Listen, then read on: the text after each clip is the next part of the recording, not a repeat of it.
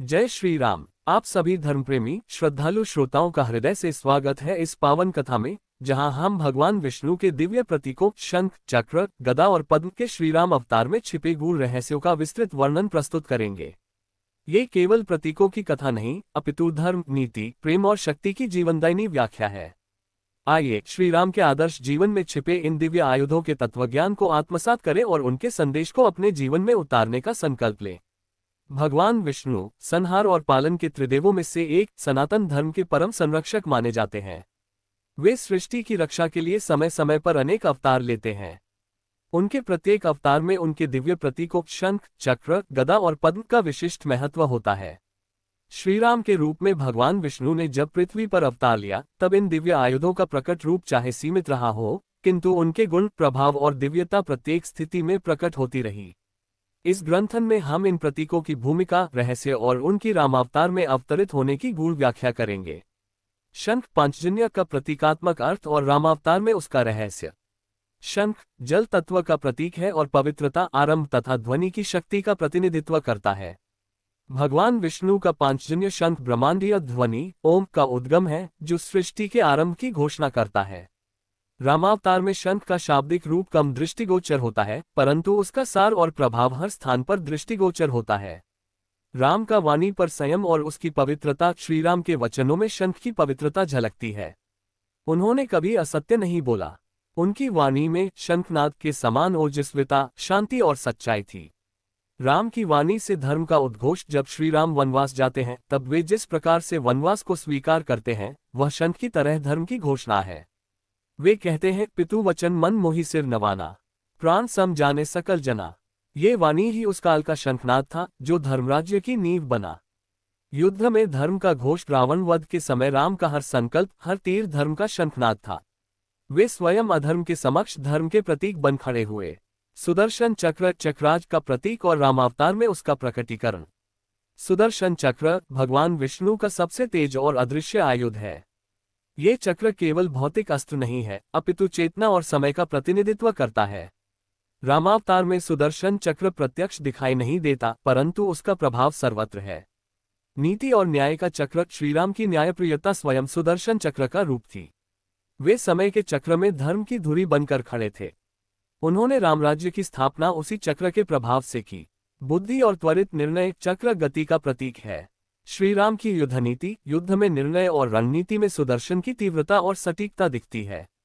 चक्र की अदृश्य उपस्थिति, ऐसा कहा जाता है कि रावण का वध जब हुआ, तब श्रीराम के बाणों की दिशा और शक्ति में स्वयं सुदर्शन का तेज समाहित था। कई पुराणों में यह उल्लेख है कि जब रावण की शक्ति चरम पर थी, तब देवताओं ने सुदर्शन चक्र को श्रीराम के बाणों में अदृश्य रूप से प्रवाहित किया। गदा कौमुदी का प्रतीक और राम के जीवन में उसका प्रभाव। गदा शक्ति और दृढ़ता का प्रतीक है। ये केवल युद्ध का साधन नहीं, अपितु अन्याय और अधर्म को नष्ट करने का प्रतीक है।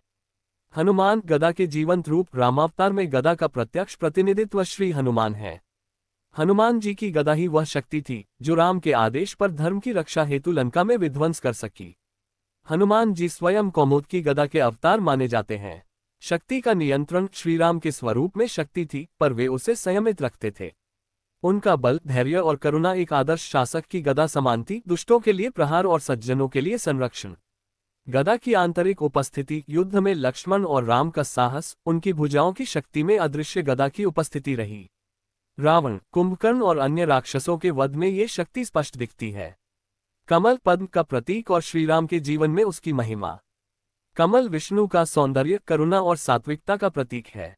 ये जल में रहते हुए भी निर्मल और निश्चल रहता है। श्रीराम स्वयं कमलवत जीवन जीते हैं। कमल नयन, श्रीराम वाल्मीकि रामायण और तुलसीकृत रामचरितमानस में बार बार राम की आंखों को कमल नयन कहा गया है। यह उनकी अंतःकरण की निर्मलता का प्रतीक है। सीता राम का प्रेम, पद्म का सौंदर्य, श्रीराम और सीता के पवित्र प्रेम में कमल की भांति निश्चलता और सात्विकता थी। उनका प्रेम लोक में आदर्श है। रामराज्य पद्मविहार, रामराज्य की कल्पना ही उस दिव्य कमल के समान है, जो नीति, भक्ति, सेवा और परिपूर्णता से सुसज्जित है। रामावतार में इन चारों प्रतीकों का गूढ़ समन्वय। श्रीराम के जीवन में ये चारों प्रतीक एक दूसरे में समाहित दिखाई देते हैं। शंख वाणी और धर्म उद्घोष, चक्र नीति, समयबद्धता और धर्म चक्र संचालन, गदा शक्ति, संरक्षण और विनाश का संतुलन, पद्म सौंदर्य, करुणा और सात्विकता। इनके बिना राम का जीवन अधूरा होता। भले ही ये आयुध भौतिक रूप में प्रकट न हुए हों, परंतु इनके गुण श्रीराम के आचरण, युद्ध नीति, शांति स्थापना तथा मर्यादा में स्पष्ट झलकते हैं। पुराणों में वर्णन। विष्णु धर्मोत्तर पुराण, अग्नि पुराण और पद्म पुराण में उल्लेख है कि रामावतार में विष्णु के आयुधों ने अदृश्य रूप में श्रीराम के साथ धरती पर अवतरण किया था। महाभारत वन पर्व में भी यह कथन आता है कि जब राम ने रावण को मारा तब उनके बाणों में चक्र और गदा की संयुक्त शक्ति निहित थी। तुलसीदास जी ने रामचरितमानस में राम को सर्वधर्मनिष्ठ और श्रीहरि अवतार कहकर उनके इन आयुधों की छाया के रूप में उल्लेख किया है।